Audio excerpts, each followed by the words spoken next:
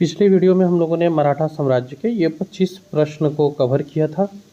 इस वीडियो में हम लोग अगले 75 प्रश्न को कवर करने जा रहे हैं और बहुत इंपॉर्टेंट ये 75 प्रश्न होंगे। मराठा साम्राज्य से प्रायः ही एग्जाम में प्रश्न आते हैं और उसमें बहुत संभावना है कि इन 100 प्रश्नों में से कुछ प्रश्न देखने को आपको मिल जाए।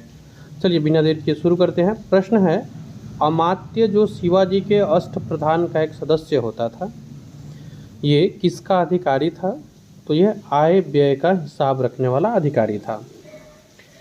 मराठों के अंतर्गत गांवों में भू राजस्व वसूलने का जिम्मा किसके ऊपर था? तो ये जो पटेल लोग होते थे ये भू राजस्व वसूलते थे। निम्नलिखित में से कौन सा एक अधिकारी शिवाजी के नागरिक प्रशासन में अष्टप्रधान के अंतर्गत नहीं आता था? तो कोतवाल जो है वो अष्टप्रधान में नहीं आता था। अष्टप्रधान व्यवस्था के अंतर्गत सुरुनवीस या चिटनीस का क्या कर्तव्य था? तो ये राजा को पत्र व्यवहार में मदद करता था। चिट से आप चिट्ठी याद रख सकते हैं, पत्र व्यवहार में मदद करता था, चिटनीस या चिटनीस।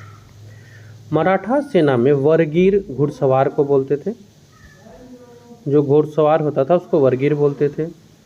शिवाजी की जो शाही अश्वसेना है इसको वरगीर कह के बुलाया जाता था। मराठा घुड़सवार सेना की 25 घुड़सवारों वाली जो सबसे छोटी इकाई थी ये थी हवलदार। ये मराठा घुड़सवार सेना की 25 घुड़सवार वाली जो होती थी उसमें सबसे छोटी इकाई थी। शिवाजी की घुड़सवार सेना में सबसे नीचे की श्रेणी का अधिकारी कौन होता था? तो ये अभी हम लोगों ने देखा ही, हवलदार हो जाएगा, ये सबसे नीचे का अधिकारी होता था। अगले प्रश्न पर आते हैं। शिवाजी की पैदल सेना या मराठा पैदल सेना में सबसे नीचे की श्रेणी में कौन अधिकारी आता था? उसी प्रश्न को ऐसे भी पूछ सकता है, लेकिन यहाँ जो उत्तर है वो नायक हो जाएगा क्योंकि शिवाजी की बात हो रही है।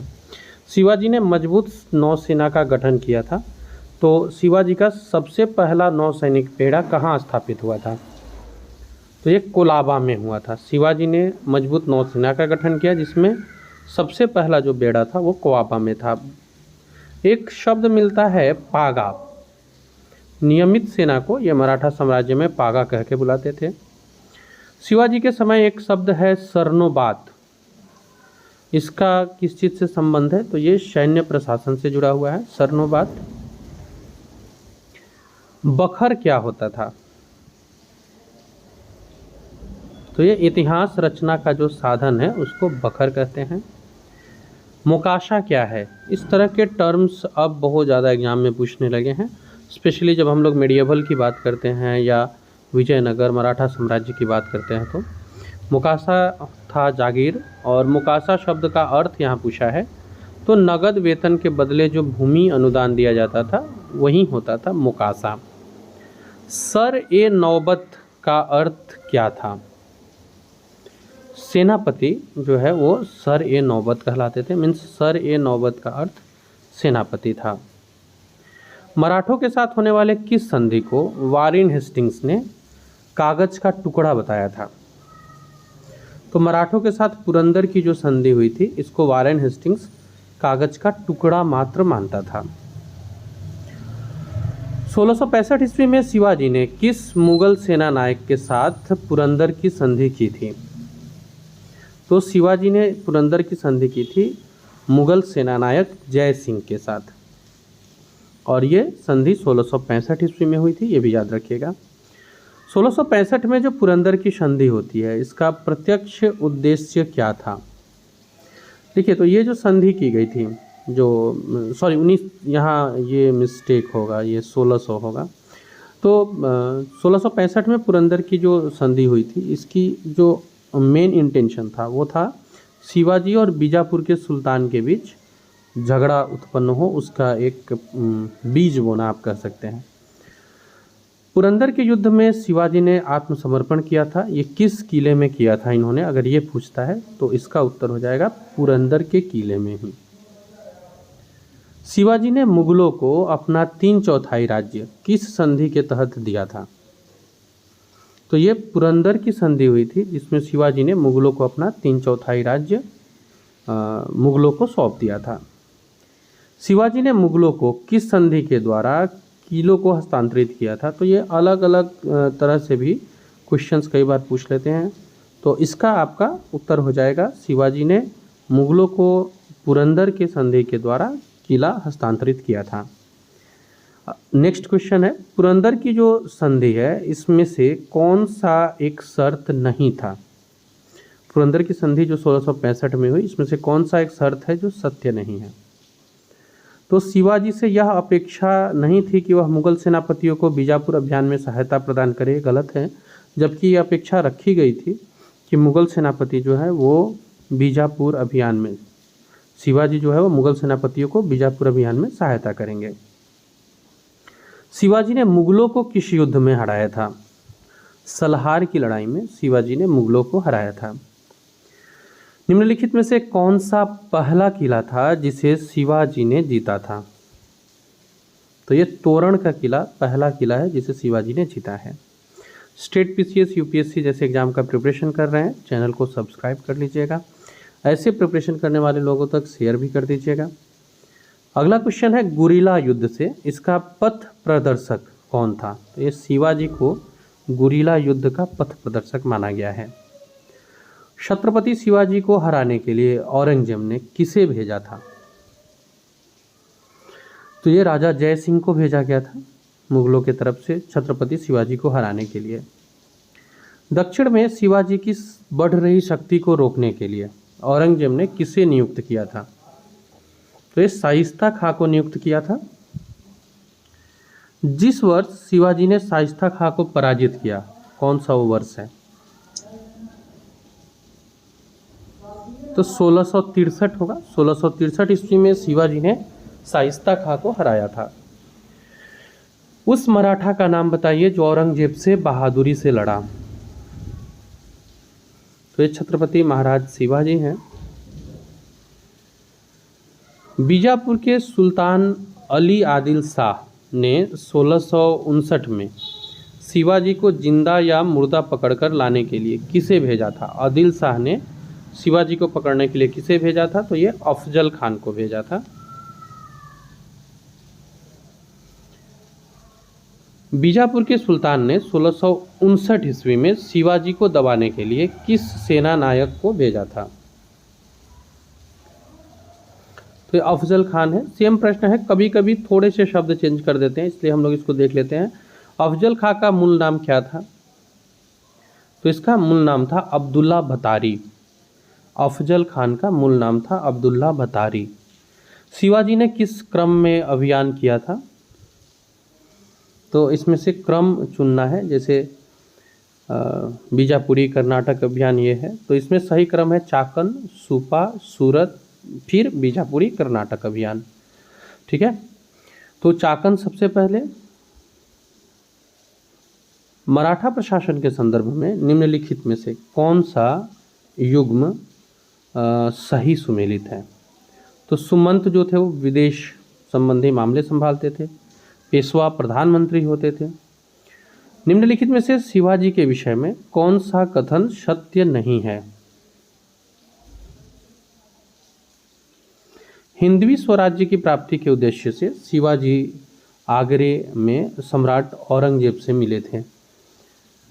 तो शिवाजी के विषय में ये जो यहाँ पे जो फैक्ट्स दिए हैं ये फैक्ट्स गलत है।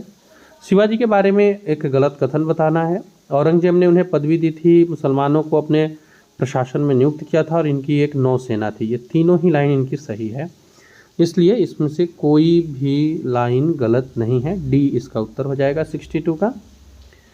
63 है, निम्नलिखित में से कौन सा एक कथन शिवाजी के विषय में असत्य है?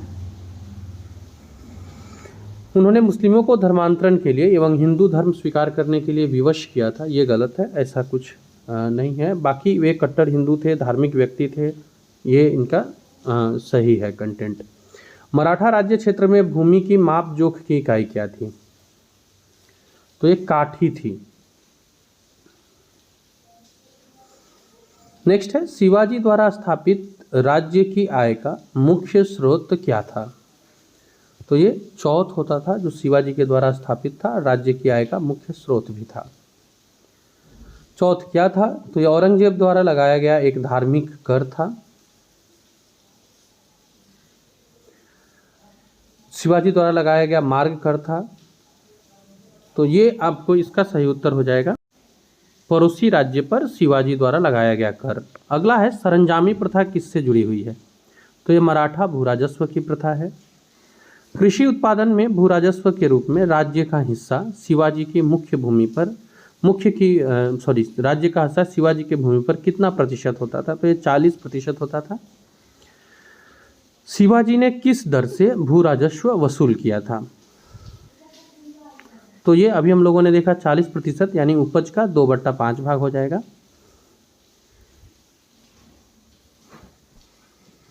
नेक्स्ट क्वेश्चन देखते हैं। शिवाजी की राजस्व व्यवस्था के संबंध में कौन सा कथन सही नहीं है? तो इनका जमींदारों को अपने हलकों में राजस्व वसूली की अनुमति देना, ये आपको गलत है। यह राजा उदारता से अपने गुप्तचरों को भुगतान करता है, जिसके कारण उनके द्वारा प्रदत्त सही सूचना से उसकी विजयों में बड़ी मदद मिली। शिवाजी के बारे में ये स्टेटमेंट किसका है? जय सिंह, अफजल खान, अबे केरे, मानस्यूर जर्मन। अबे केरे ने ये लाइन कहा था कि शिवाजी उदारता से अपने गुप्तचरों को भुगतान करता था, जो उन्हें युद्ध में मदद मिलता था उनके इन्फॉर्मेशन से। शिवाजी मुगलों की कैद से भागने के समय कौन से नगर में कैद थे? मीन्स कहाँ से वो भागे थे कैद से? तो आगरा से भागे थे। शिवाजी ने कितनी बार सूरत को लूटा था? तो इन्होंने 2 बार सूरत को लूटा था। 1664 और 1670 में सूरत पर हमले से शिवाजी को सबसे अधिक लाभ क्या हुआ था? तो इनको लूट में बड़ा धन मिला था। इन्होंने जो 1664 और 1670 के बीच सूरत पर हमले किए, इसमें सबसे बड़ा लाभ था इनको धन प्राप्त होना। यूरोपियन शक्ति पहचानिए जिससे शिवाजी ने तोपें और गोला बारूद प्राप्त किया था। तो ये इन्होंने फ्रांसीसियों से लिया था। शिवाजी सबसे अधिक प्रभावित किससे थे? तो शिवाजी जो है वो जीजाबाई से प्रभावित थे। शिवाजी को राजा की उपाधि किसने प्रदान की थी? तो ये औरंगजेब है जिसने शिवाजी को राजा की उपाधि प्रदान की थी। तो ये याद रखिएगा, औरंगजेब ने शिवाजी को उपाधि प्रदान की थी। शिवाजी को पहाड़ी चूहा और साहसी डाकू की संज्ञा किसने दी? तो ये औरंगजेब ने ही दिया था। पहाड़ी चूहा और साहसी डाकू का संज्ञा दिया था शिवाजी को। निम्नलिखित में से किसने हैंदव धर्मोद्वारक की उपाधि धारण की? शिवाजी थे। निम्न में से किसने पूर्ण सुरक्षा का वचन प्रदान कर शिवाजी को मुगल दरबार में उपस्थित होने के लिए राजी किया था कि आप आके मिलिए, आपको पूरी तरह से सुरक्षा दी जाएगी? ये राजा जयसिंह हैं। शिवाजी औरंगजेब के आगरा दरबार में कब उपस्थित हुए? सही उत्तर हो जाएगा 1666 ईस्वी में ये औरंगजेब के आगरा दरबार में उपस्थित होते हैं। शिवाजी का अंतिम सैन्य अभियान कौन सा था?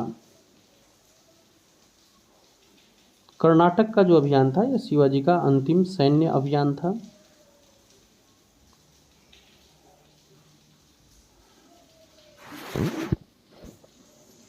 शिवाजी की मृत्यु कब हुई? तो ये हो जाएगा 1680 ईस्वी में। शिवाजी की मृत्यु के बाद उत्तराधिकारी के लिए किसके किसके बीच लड़ाई हुई? तो ये राजा राम और संभाजी के बीच लड़ाई हुई थी। शिवाजी का उत्तराधिकारी कौन था? संभाजी जो है ये शिवाजी के उत्तराधिकारी थे। अष्टप्रधान समिति का विघटन किसने किया? निर्माण तो शिवाजी ने किया था, विघटन इसका संभाजी ने किया। किसके शासनकाल में मराठा प्रमुख संभाजी और उसके सहयोगी कवि कलश की हत्या कर दी गई थी? सहयोगी कवि थी कलश और संभाजी, दोनों की हत्या औरंगजेब के शासनकाल में हुई। मराठा विद्रोह के दमन के लिए औरंगजेब अंतिम रूप से दक्कन में कब पहुंचे थे? कब पहुंचा था ये औरंगजेब? तो 1682 ईस्वी में मराठा विद्रोह के दमन के लिए पहुंचा। संभाजी की मृत्यु के बाद किसे मराठा साम्राज्य का छत्रपति घोषित किया गया? तो ये राजा राम को घोषित किया गया।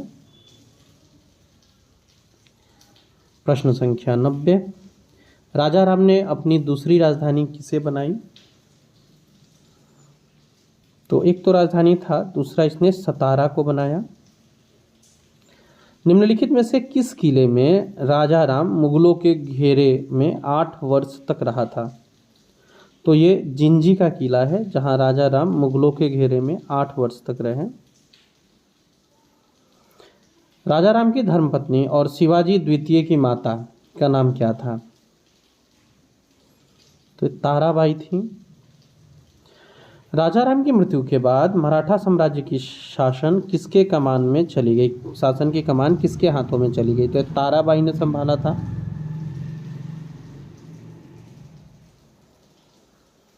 शिवाजी की मृत्यु के बाद मराठों का नेतृत्व किसने किया? ताराबाई थी ये। शिवाजी के पुत्रों की मृत्यु के बाद निम्नांकित मराठा देवियों में जिसने 1700 ईस्वी से आगे मुगल साम्राज्य के विरुद्ध संघर्ष का नेतृत्व किया, कौन थी वो? तो ये ताराबाई हैं। औरंगजेब की मृत्यु के समय मराठा नेतृत्व किसके हाथ में था? तो ये ताराबाई के हाथ में था। वह मराठा वीरांगना जिसने मराठा शक्ति को मुगलों के आक्रमण से बचाई।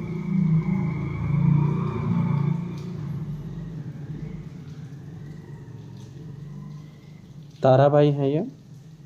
मीन्स जैसे शिवाजी के बाद जो उनके पुत्र लोग हैं वो कैरी नहीं कर पा रहे हैं, तो उस कंडीशन में राजा राम जो है वो विधवा हो गए हैं, तो राजा राम की मृत्यु हो गई है, तो ताराबाई जो उनकी विडो है वो आगे इनको संभालती है। 1700 ईस्वी में राजा राम की मृत्यु के बाद ये जो मुगलों के विरुद्ध युद्ध हो रहा है, ताराबाई संभाल रही हैं। शिवाजी के निम्नलिखित अधिकारियों में से किसे औरंगजेब ने ईमानदार कहा था? तो ये ताराबाई को उन्होंने ईमानदार की उपाधि दी थी। और हमारा आखिरी क्वेश्चन है, 18 साल तक मुगलों के बंदी रहने के बाद किसे बहादुर शाह प्रथम ने मुक्त किया था? तो ये साहू जी हैं जो 18 साल तक मुगलों के बंदी रहे।